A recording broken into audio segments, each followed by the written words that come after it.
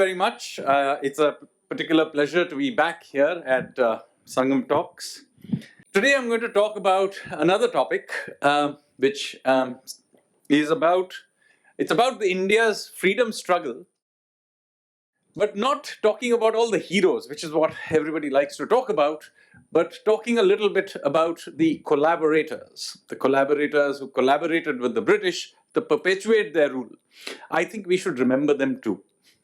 So the topic that I am going to talk about is called Nationalists versus Loyalists, a brief history of the collaborators who allowed British rule to perpetuate itself for as long as it has, as it did. Now, first of all, it is very important right up front to point out that one shouldn't simply add any and everybody who happen to have any dealings with the British to be collaborators. That would simply dilute away the guilt of those who happen to have done something genuinely collaborative. So be clear, there were obviously during British times many people, perhaps a very large proportion of the population in fact, who would have had some dealings with the British. They may have been government school teachers or doctors or businessmen and so on and so forth, who had some dealings with the British colonial government.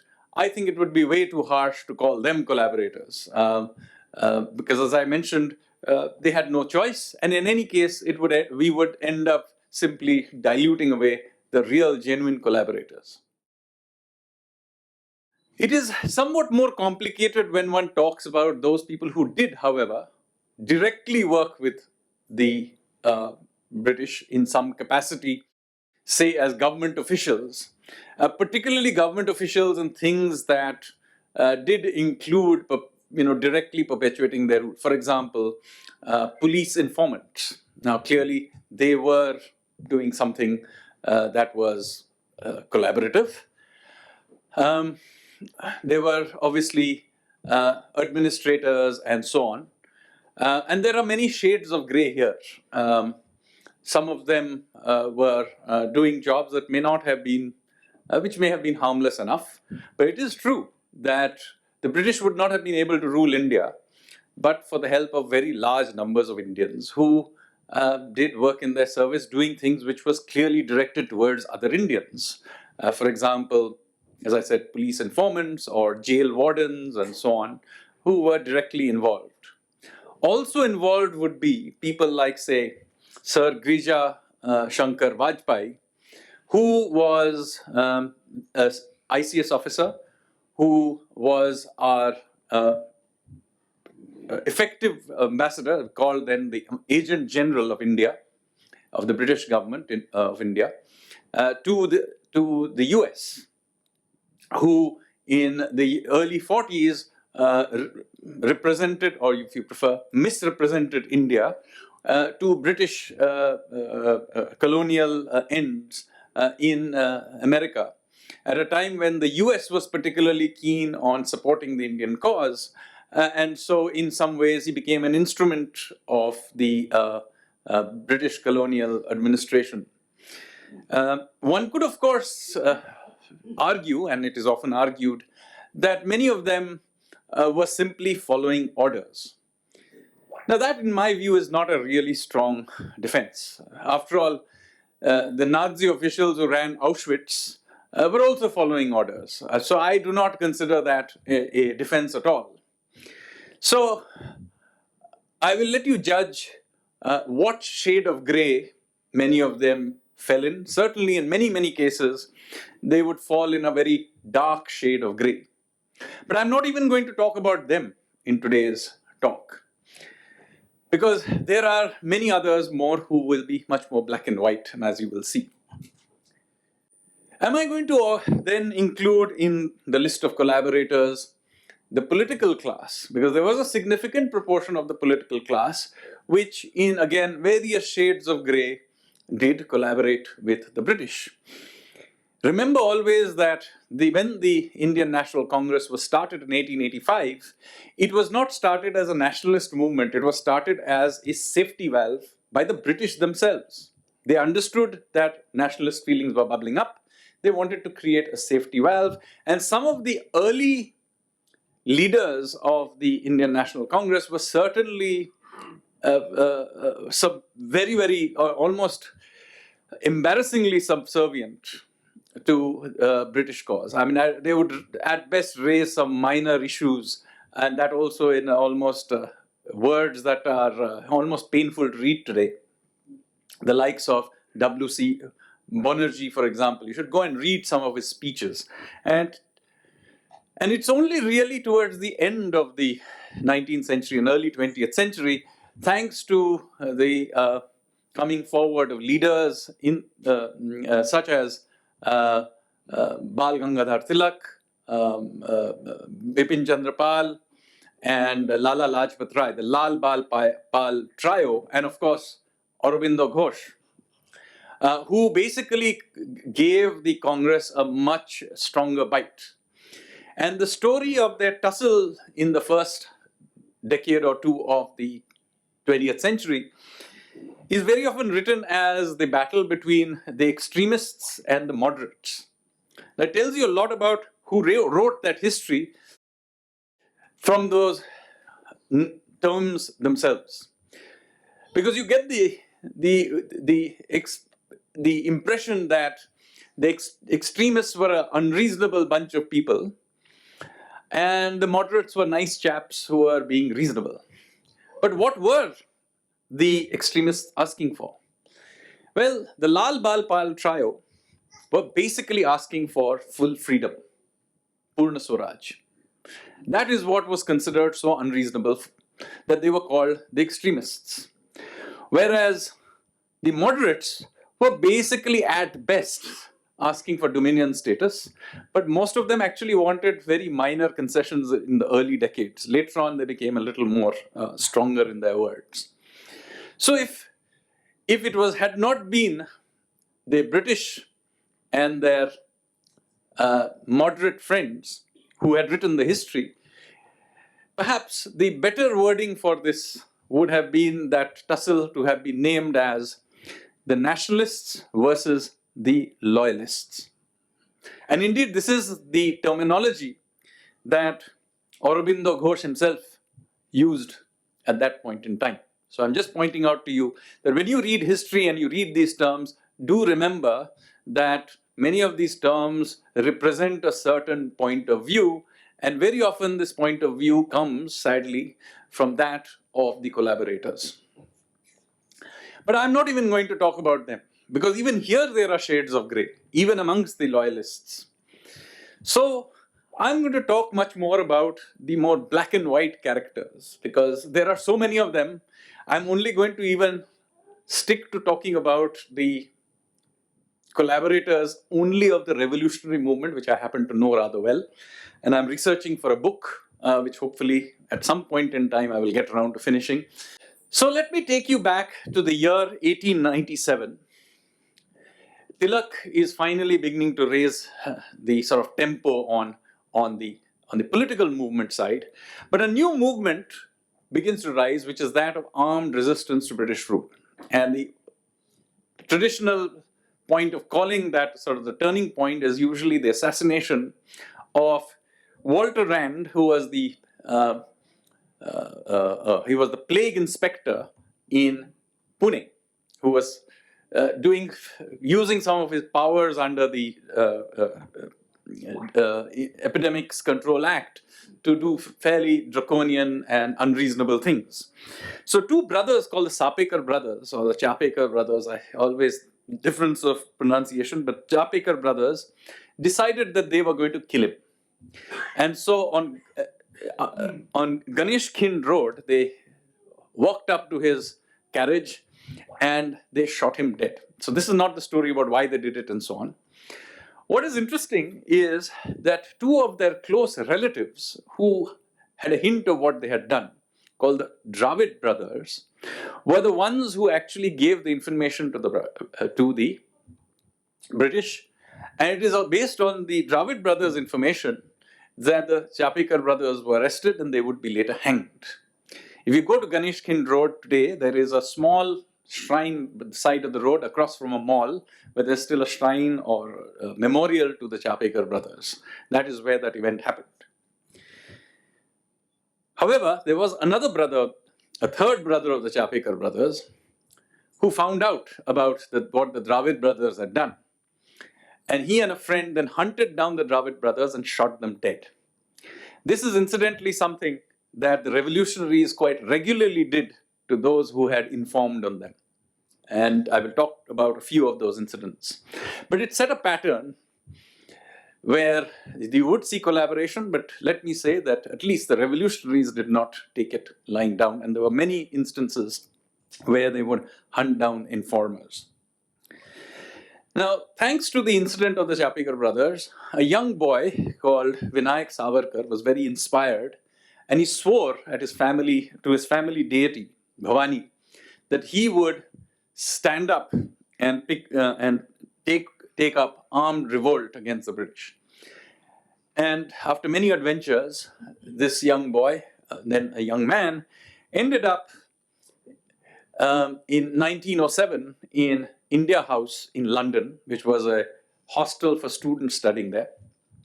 And he began to create a network across Europe, not just in London, but also in mainland, particularly in Paris, a network of revolutionaries to take on the British. And he began to, in many ways, radicalize the young students at that time who were studying there. Among them, the likes of V.V.S. Iyer, Hardayal, Lala Hardayal, and of course, famously Madan Lal Dhingra, and so on. Now, even here, there were collaborators.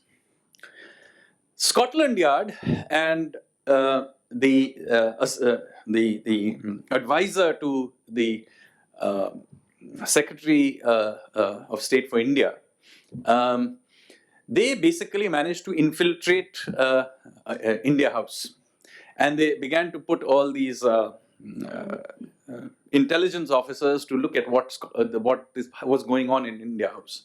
So there was always a couple of people hanging about, quite clearly in police, plainclothes policemen standing around outside India House smoking cigarettes. And of course, those inside India House very quickly caught on to the fact that they were being watched. So of course, like all young men, young students, they decided to have a lot of fun with them. They would randomly take them for walks around London with no particular purpose and then give them a slip.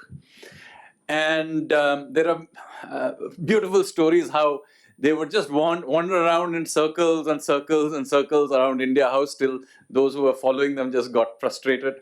At other times, they would simply walk up to them and ask for light their cigarette and try and strike up a conversation. So the Scotland Yard realized that this was pointless keeping a watch from them outside, because obviously these kids knew what was going on. So they finally managed to get somebody inside India House in the form of a Maharashtrian student called Kiritkar. Now, we don't know if it was his actual name, and we don't even know his first name, but his name was Kiritkar. And because he spoke Marathi, he very quickly struck up a friendship with Savarkar. And he was there, evidently, to study dentistry. However, both Savarkar and his key lieutenant, V.V.S. Iyer, after a while, began to get a little suspicious of this guy for a variety of reasons. First of all, he hardly ever went to class. And they found out through somebody that that nobody in his dentistry class knew who he was. So clearly there was something already quite fishy about the whole thing. Then Kiritkar began to have an affair with the English maid who was working in their India House.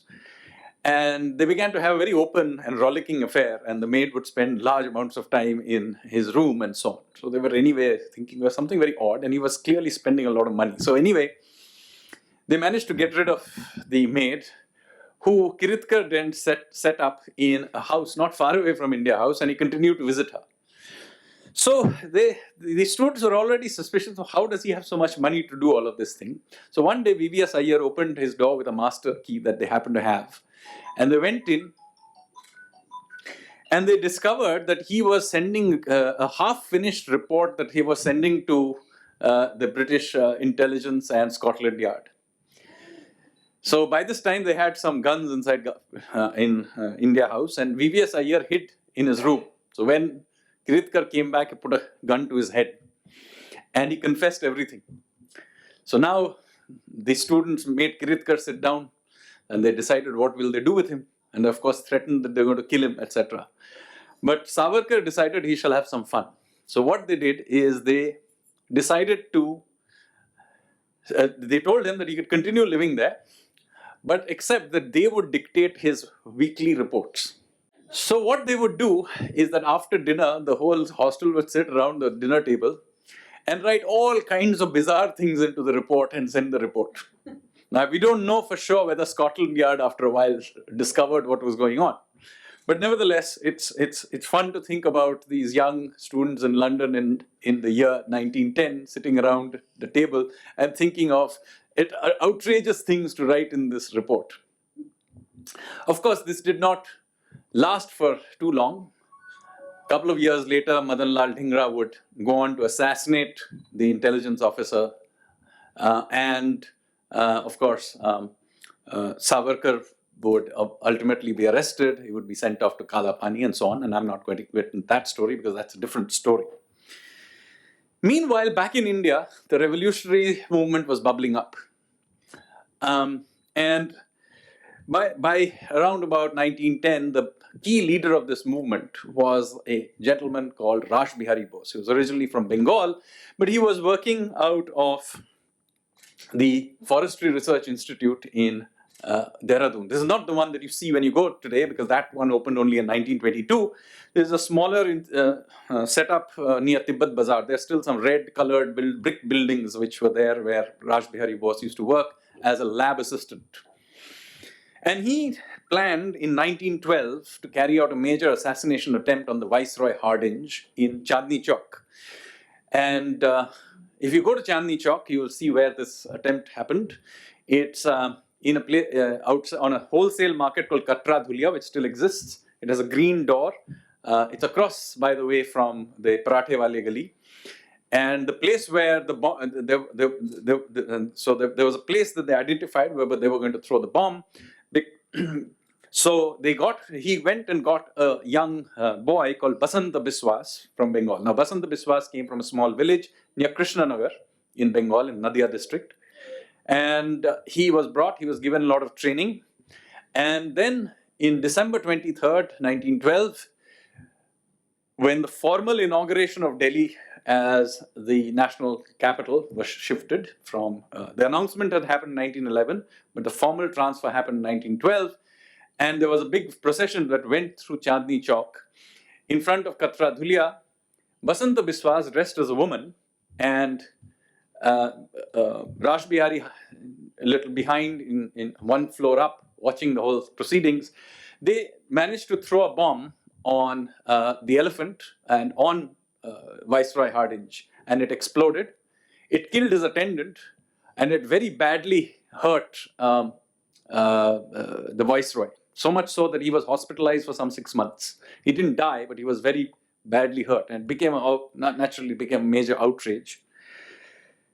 But in the confusion after the bombing, there was so much chaos and running around. Basant Biswas, who was dressed as a woman, as I said, he took off his sari, and both of them went to what is now Purani Delhi station, and they took the train. Basant Biswas went off to Lahore, and Raj Bihari went off to Dehradun, where he interestingly did a big meeting and strongly condemned the dastardly act of attacking the Viceroy. Now, Basant Biswas then stayed in Lahore for some time, and he carried out one more attack which didn't work out, but nevertheless he stayed there.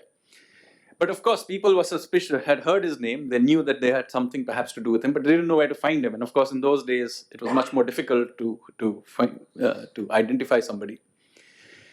Sadly, what happened is that Basant Biswas's father died a year later, and he decided he wanted to go back home to this village outside Krishnanagar. And Raj Bihari repeatedly told him not to do so. But he said, my father's died, I have to carry out his last rites, So he went back home. He said, only people who will know that I'm back are from my family. And so don't worry, I'll just do this and I'll get out of there as soon as possible. So he lands up in his village. And guess what? His own uncle identified him. And that is how Basant Biswas was captured.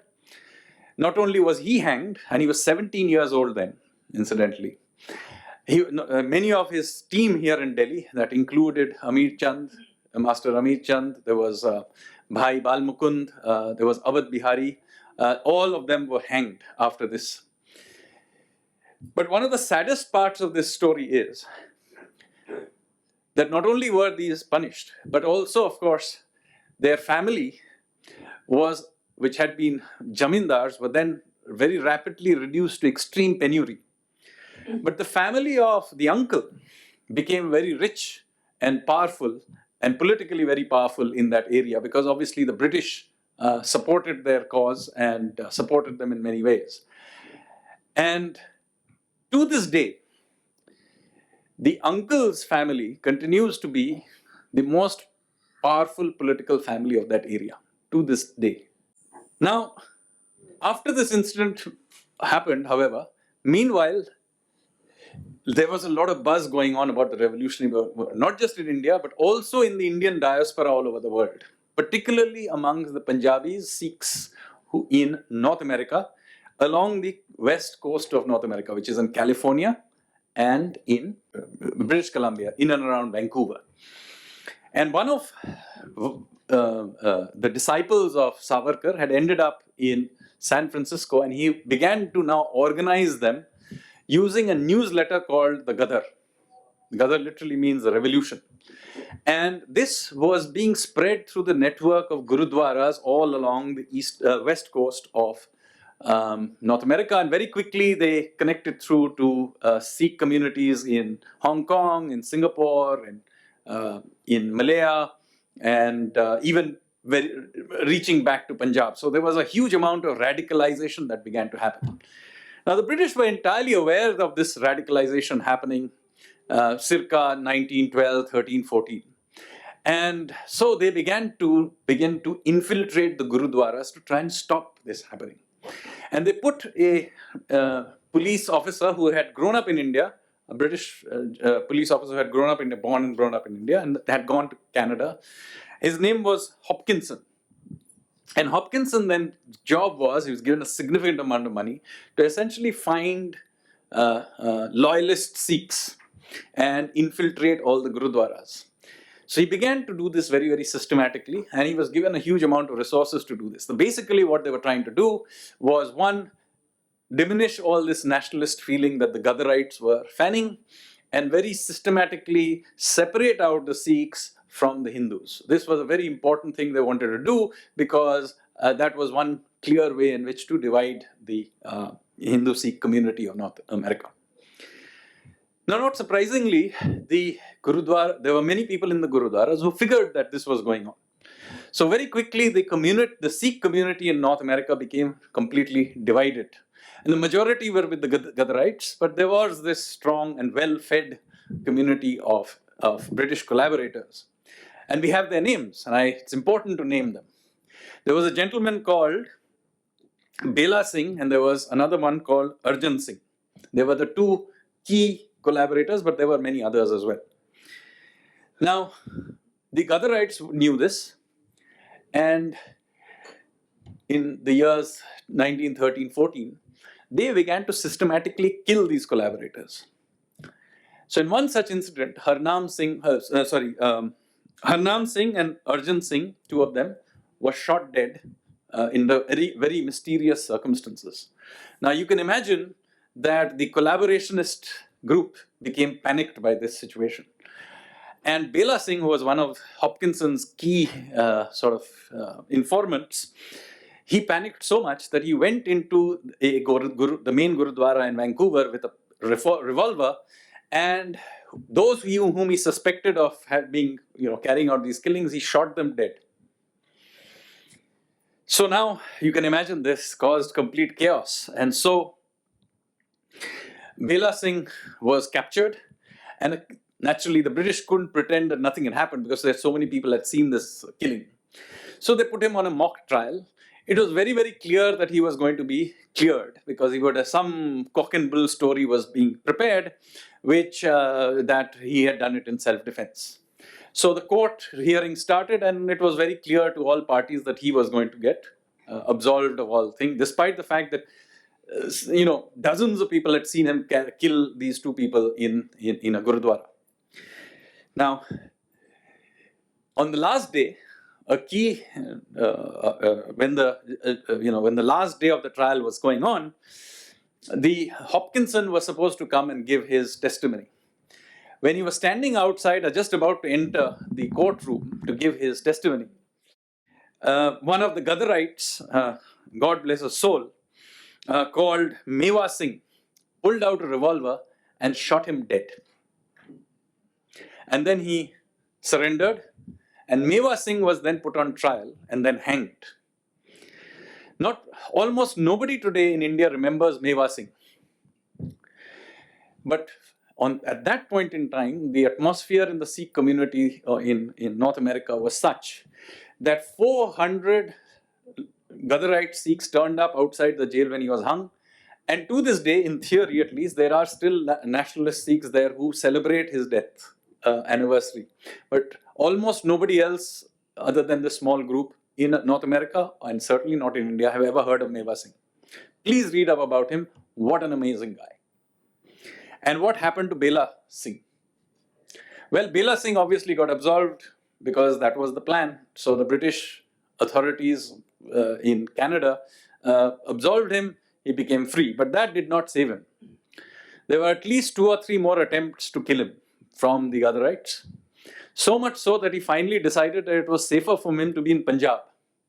So he came back actually to his ancestral village in Punjab, where he was hunted down and shot dead.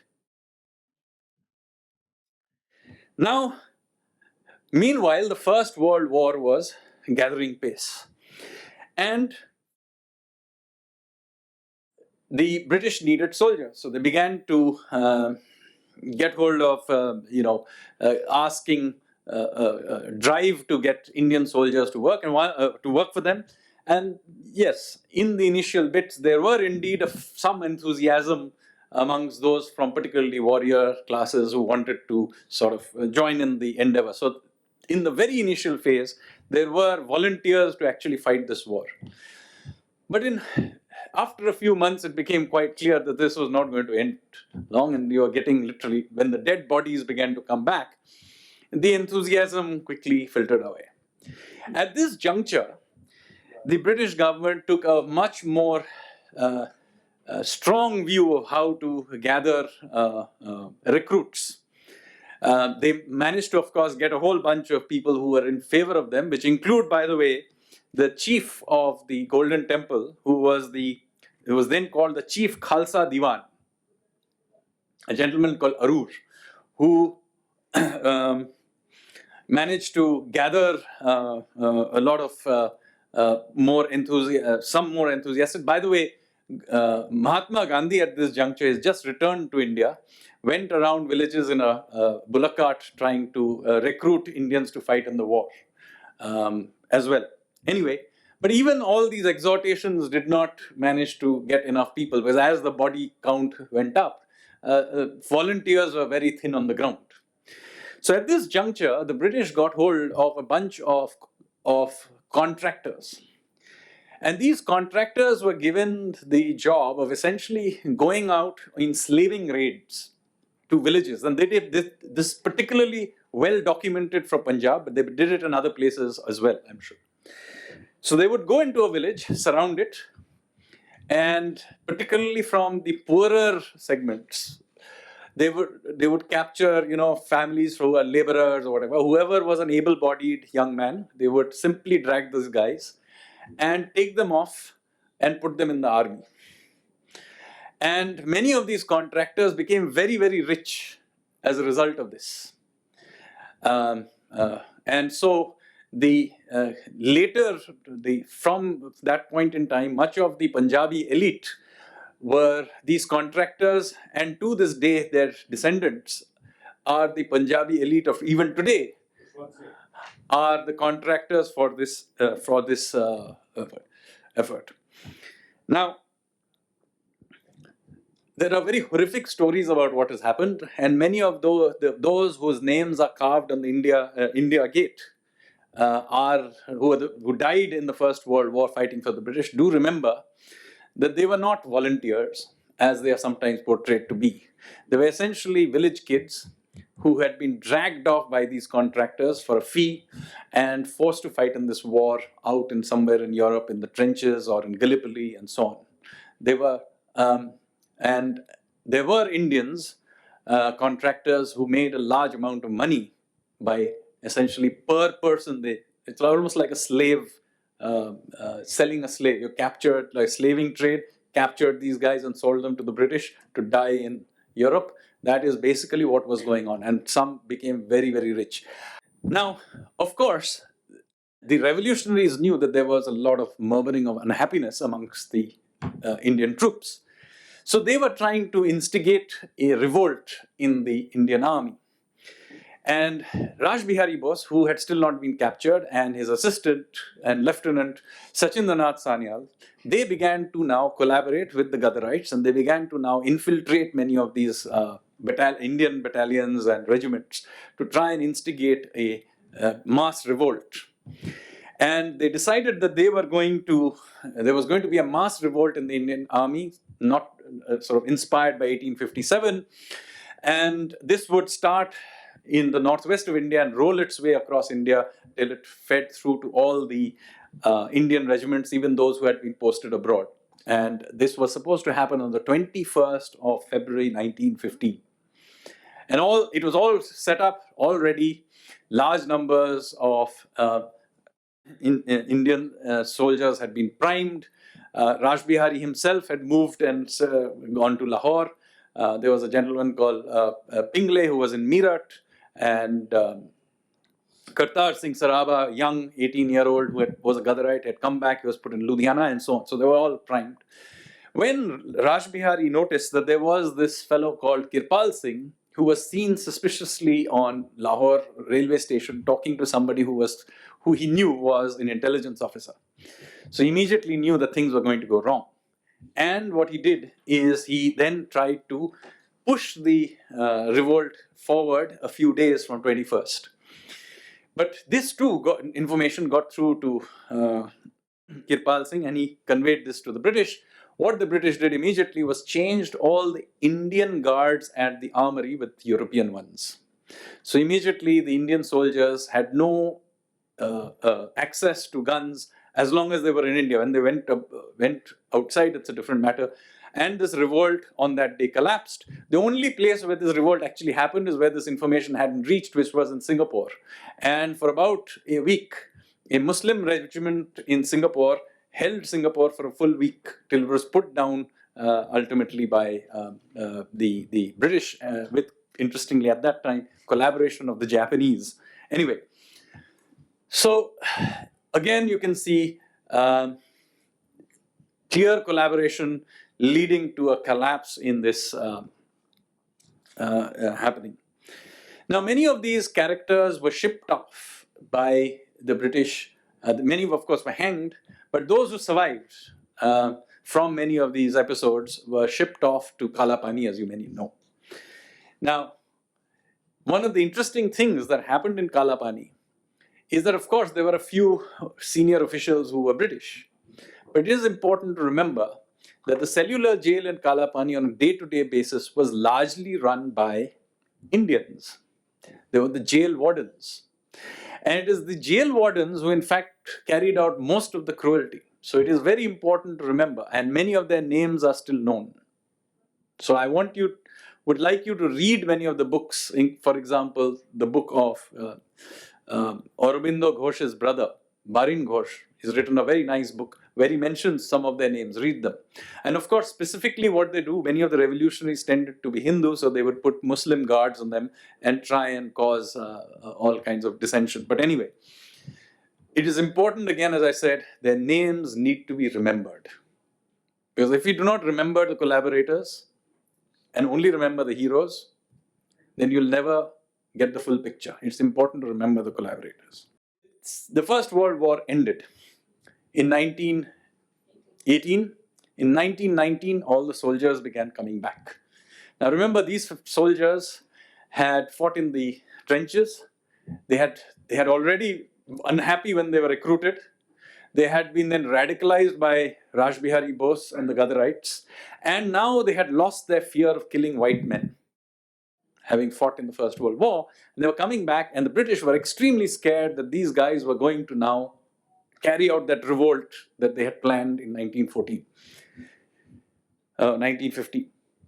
So this is the context in which the Rowlatt Acts were put in place. Please do remember, the Rowlatt Acts didn't happen in thin air. It had everything to do with the Gadarites and the revolutionaries infiltrating into the Indian army.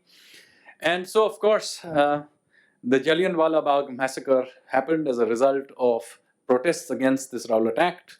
And as a result of that, many revolutionaries were then released from jail. Many of them came back. Some, like Sachin Sanyal, went straight back to organizing the next generation of revolutionaries. He set up the Hindustan Republican Army, and then he recruited the next generation and also the following generation of revolutionaries like Bismil and Rajendra Lahiri and Bhagat Singh, Chandrasekhar Azad, and so on. But I do want to point out that throughout this period, there were continuously moles inside the Hindustan Republican Association and under the Hindustan Republican Army. And later on, when the northern Indian section of it was renamed as the Hindustan Socialist Republican Army as well. So there were continuously moles in the HRA and later in the HSRA. And it is interesting to note who these characters were. So I'm going to just give you the example of one, but there were many, many others. As you may know, that by 1930-31, there was an upsurge of revolutionary activity in northern India. There was, of course, the Bhagat Singh and Chandrasekhar Azad killed Saunders in retaliation for the beating to death of Lala Lajpat Rai. There was a throwing of the bomb in the Central Legislative Assembly in Delhi, which is now the Parliament. And of course, Bhagat Singh and Rajguru and Sukhdev were hanged and so on. Their other colleague was Chandrasekhar Azad. Chandrasekhar Azad had not been captured. He made his way through Jhansi and other places eventually to what was then called Allahabad, now called Prayagraj. And he was then famously, as you may know the story, he was trapped in Alfred Park in Allahabad. And then he fought till the last bullet, and then he shot himself and killed himself with the last bullet. Now the question is, how did the British know that he was in Alfred Park? That very often the story is that there was a gentleman called Veerbhadra Tiwari who provided the information. But there is a problem with this story, because although Veerbhadra probably did work for the British and provide them information, he didn't actually know where Chandrasekhar Azad was, because Chandrasekhar Azad had not kept him in the loop. So how did the British get information? Because it doesn't quite add up. So we actually do have some other information of how this person was. The other person and very likely source of this information was a person that you may know as the very famous writer called Yashpal. You know of the writer called Yashpal? He made a name for himself in independent India as a writer, particularly about the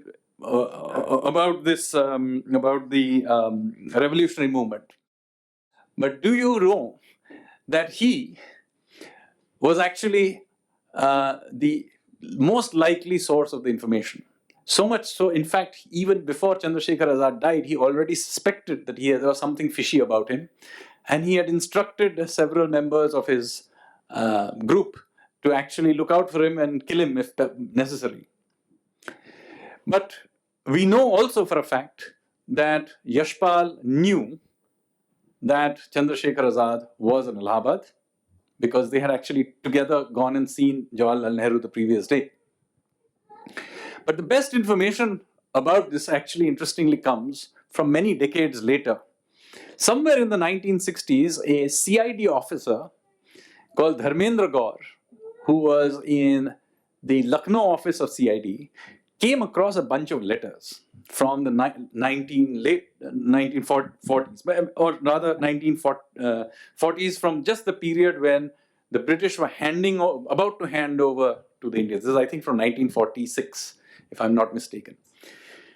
And this letter is very interesting because it is one British intelligence officer telling another that we are now going to leave this country. We need to make arrangements for one of our useful informants, a gentleman, somebody called Mr. Yashpal. And he describes the person who is quite clearly the writer. And he says he was very useful to us in certain cases. And then he names all the dates where he was useful, which clearly correlate to Yashpal's, particularly the particular incident of Azad being killed. So as I said, pointed out to you, that Dharmendra Gaur then, of course, wrote a book about this. And most interestingly, Yashpal, who was still alive at that time and a very famous author and so on, an intellectual of that time, while he did not entirely, refute the facts. So, again, do remember sometimes who these people are. It is very important to remember this. Now, the 1930s, of course, saw a brief lull in the mid-30s. The Indians, both the peaceful movement and the revolutionary movement by the mid-30s, were exhausted.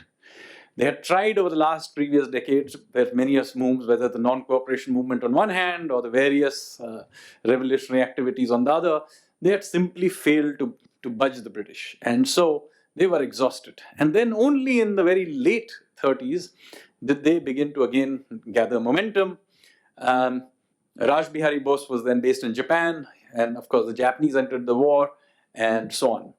But one of the interesting things that happened during this period is what the British were doing in order to infiltrate the revolutionary movement, because they were still afraid that this movement may come back. And they did something that is quite curious and not much talked about, which is that they actually used Marxism to do this. It's very, very curious. But if you read the writings of the younger revolutionaries of the 30s, many of them went to jail as nationalists and came back as communists. And if you read their memoirs, you will see, and many of them say with some surprise, that why is it that we were provided with all this Marxist literature in jail? And I have lots of evidence of this. And they would be provided huge amounts of Marxist literature. Now, we can debate why is it that you would be providing some dangerous ideology.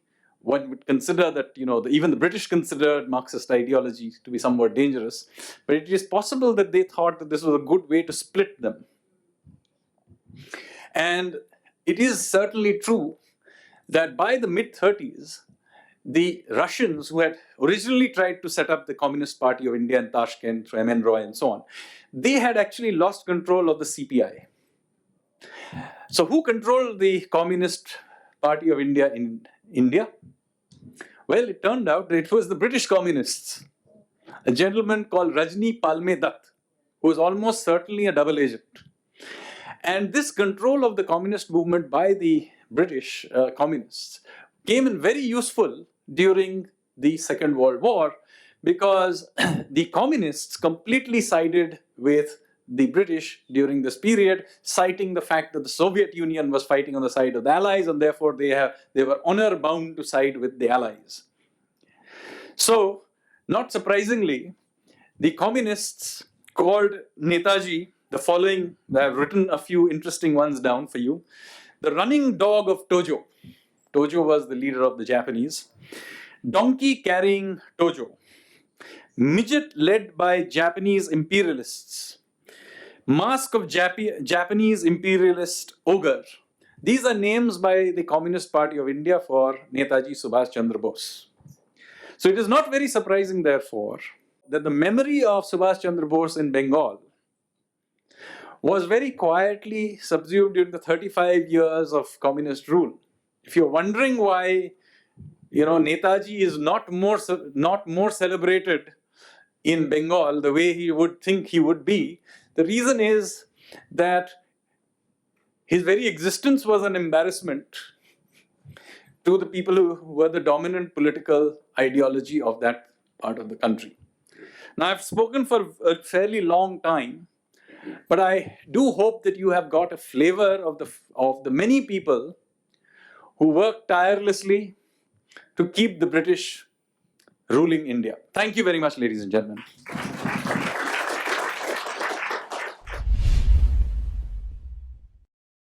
First question I would like to ask Sanjeev ji. The Richard Hardinge that you mentioned, Viceroy Hardinge. Is he the same person who was called the Butcher of Lal Bazaar and in whose case Aurobindo Ghosh was imprisoned? So Viceroy Hardinge was he was certainly the Hardinge. I don't know whether he was given that Butcher of. I'm not certain that is the. Because you spoke about Delhi and he was there was an attempt on his life where the Khudiram Bose and all were. No. So Khudiram Bose all happened at the same time. Yeah. So it's quite possible at that time Hardinge was also the Viceroy. But I'm not sure whether he was that Butcher of Lal Bazaar was ever used for Viceroy Hardinge. That I don't think is the case. Richard Hardinge was. I don't think you can Google it up. I don't know. There may have been another Hardinge.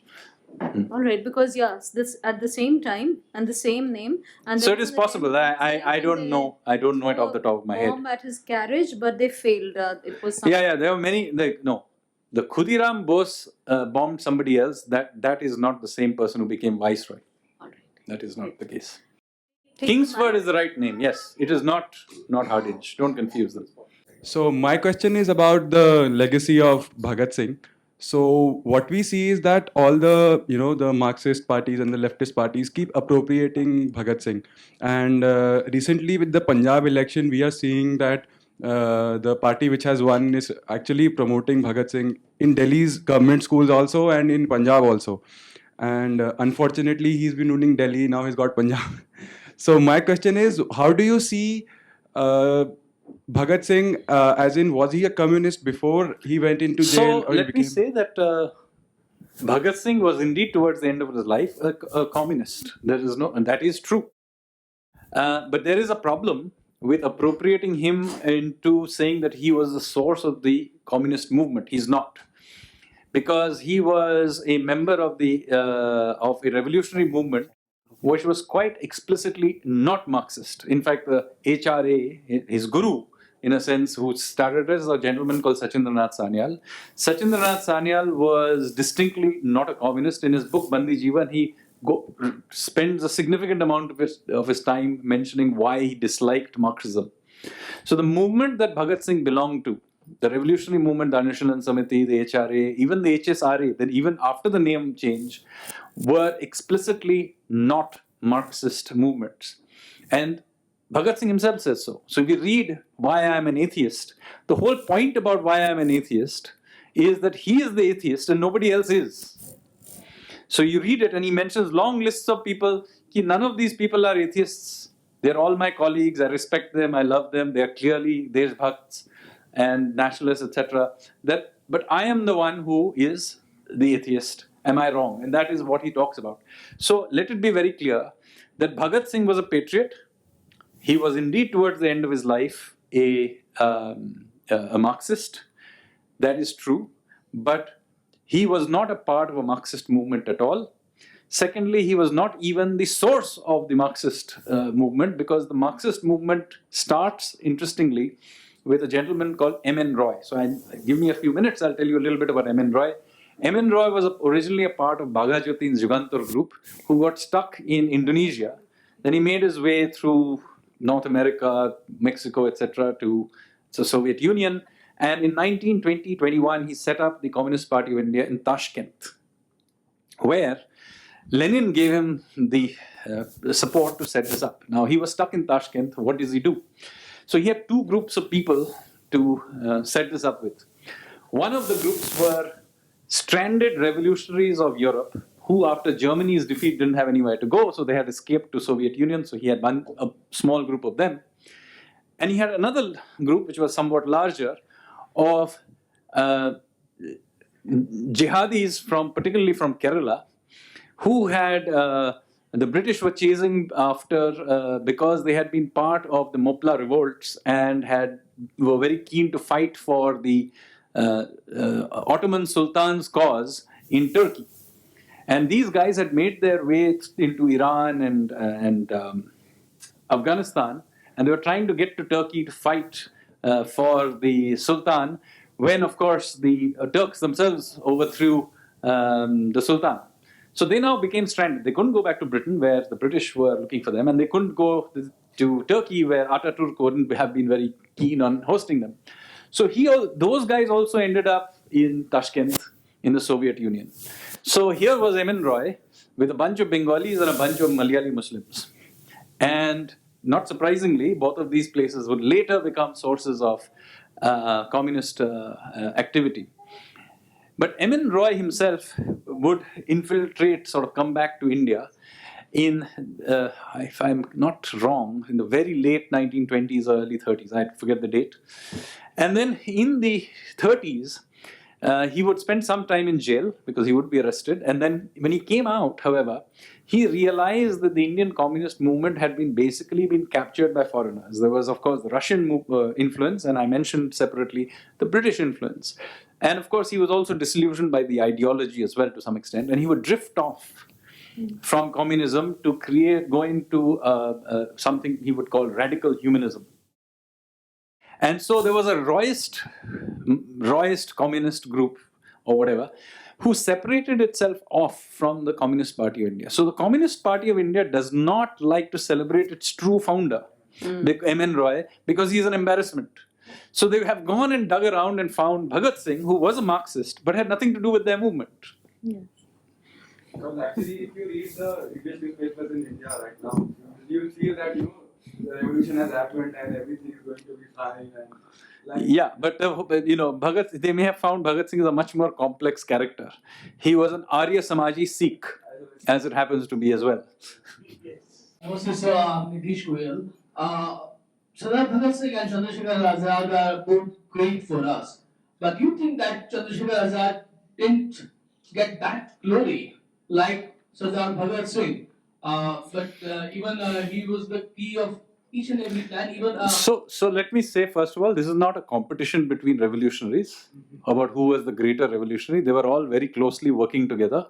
There were several generations of them. The first generation of Aurobindo and Savarkar. The second generation, which was included the likes of Sachin Sanyal, Raj Bihari Bose, Hardayal. The third generation, which included again Sachin Sanyal, but also Bismil, Rajen Lahiri, and so on. A fourth generation, which included Rajguru and Bhagat Singh and Azad, Chandrasekhar Azad, and of course the final generation, which the most prominent leader was Netaji.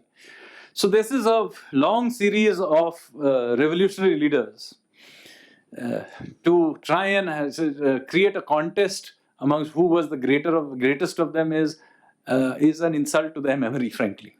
Hello, myself Ravi Ranjan Singh. One thing I'll like to bring to the notice, that is, at the end of his life, Bhagat Singh was a Kesadhari again. That's what I like to produce. So, which would you say was the last generation of Indian resistors? There will be no last resistors till the end of time. We will resist and resist and resist.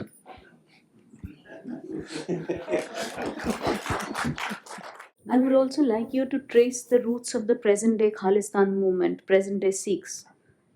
Where does it go? So, it is a very well documented fact that the British were very afraid that there would be a repeat of the 1857 revolt. So they invested very heavily in many parts of India, not just in Punjab, but in many parts of India, in trying to create various kinds of divisions. And those divisions came in many ways, within the Hindu-Sikh community, between obviously the Hindus and the Muslims, within castes, and so on. I talked a little bit about the idea of that how they invested very heavily after the Gadarite movement in trying to wean away the Sikh community, from the Hindus, but also from the nationalist movement. And the strongest impact of that happened partly in Britain, but also in North America. So if you are sometimes very surprised, why on earth would Canada be the place where the Khalistani movement is so strong? Well, it all started with a gentleman called Hopkinson, which a Gadarite Sikh shot dead, whom a Gadarite Sikh shot dead. But that thing that he started obviously had a lot of state support and would continue to have over many decades, even after that event. So, not surprisingly, that is now reasonably embedded. Somebody will have to apply their mind to try and wean it out. But this is not the only one. I'll give you another one. In the other place where they had this was in Bengal, where they were very afraid of the revolutionaries. The third place where they were very afraid of this is Maharashtra. And Maharashtra, I'll give you another example before I end. Maharashtra is they were very afraid, particularly of the Marathis, because remember, the British conquered India from the Marathas, not from the Mughals. And they were always afraid that the Marathas would somehow get sparked, because quite a few Maratha rulers also had survived. So it was a matter of time that they thought that something like 1857 would happen, and this time the Gaikwads and the Shindes and the others wouldn't side with the British, and it would all end badly. And so characters like Tilak and so on were seen with some degree of fear. And of course, there was a lot of bubbling of anti-British feelings in Maharashtra. Now, not surprisingly perhaps, the key leaders of many of these were the Maharashtrian Brahmins, who had been the ruling class of the Peshwas, particularly in the Pune, Nasik area. So, one of the ways in which the British incited divisions was systematically invest in anti-Brahminism in Maharashtra. Now, this shows through even to this day. But there was a particular incident which probably illustrates this even more clearly, which is the assassination of Gandhi. Of course, it was done by a Maharashtrian Brahmin and was wrong. At no point should anyone defend this. However, what is not told to you is that following that event, there were large-scale riots across India, but particularly Maharashtra, against Maharashtrian Brahmins, in which hundreds, perhaps thousands of them were... 8,000? Yeah, there are many estimates, 8,000. Yes, so large numbers, hundreds, perhaps thousands, and there are many estimates here. This is never talked about. This is important because a very similar thing happened to the Sikhs in 1984 after, right? If we had learned this history of what happened in 1948 with the Maharashtrian Brahmins, we would probably have avoided what happened in 1984. So it is very important. I also want to say something about a specific family. Savarkar was blamed for this. He was, of course, exonerated later on by the Supreme Court of India of having any involvement. Lesser known is that Savarkar's younger brother, Narayan Savarkar, who was, by the way, himself, in his own right, a major freedom fighter, was stoned to death by a mob 2 or 3 days after Gandhi assassination.